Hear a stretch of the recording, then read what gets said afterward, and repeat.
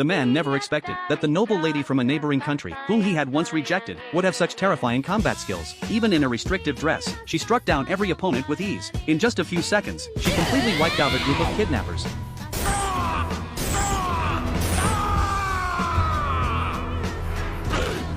Not long ago, Jenny had publicly revealed that she wasn't actually a noble lady. Her father fainted on the spot after seeing it. The first prince felt deeply disappointed. Meanwhile, his subordinate and the second prince quickly apologized to Jenny and promised to formally make amends later. On the way back, Jenny was still standing up for Linda, but Linda didn't seem upset at all, because she could tell at a glance that the first prince didn't like her. They hadn't even met before today. Instead, Linda was more worried about Jenny. What happened tonight might damage her reputation.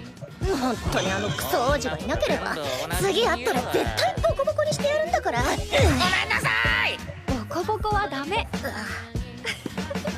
Compared to the first prince, Jenny felt the second prince was far more gentlemanly. He was rational and better at seeing the bigger picture. And it was obvious that Linda liked the second prince. After realizing this, Jenny began to suspect there was more behind the broken engagement. The next day, the first prince invited Jenny to the castle and formally apologized. Seeing how sincere he was, Jenny didn't press him further. From his explanation, she finally understood why he had mistaken the two of them. It turned out that Linda used to be childhood friends with both princes, but after the first prince realized that his younger brother and Linda loved each other, he deliberately avoided her. In the end, he even stopped seeing her altogether. He only vaguely remembered that she had rare, beautiful blonde hair. That was why he confused Linda with Jenny. Linda's father, however, insisted on marrying her to the heir to the throne, so the first prince planned to step down to fulfill his brother and Linda's relationship. But things didn't go as expected, and an accident happened. After hearing everything, Jenny realized the first prince wasn't a bad person. He just handled things poorly, so she chose to forgive him. To make it up to Jenny, who had been dragged into all this, the first prince treated her to steak a few days later. As for the delayed decision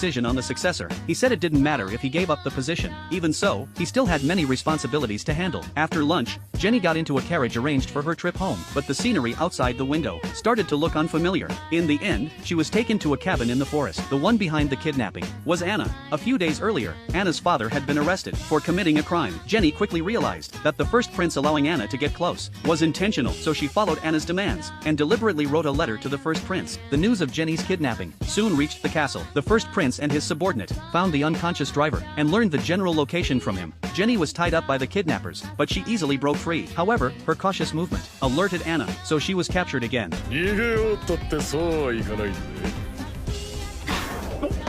おい、あそこだ。何やってるの？早く追いなさい。 Anna couldn't believe how agile Jenny was. Seeing Jenny stop, the group rushed toward her. Little did they know, this was all part of Jenny's plan. The next second, she launched her attack. Coming from a prestigious martial arts family, she had perfectly inherited their techniques. Among many siblings,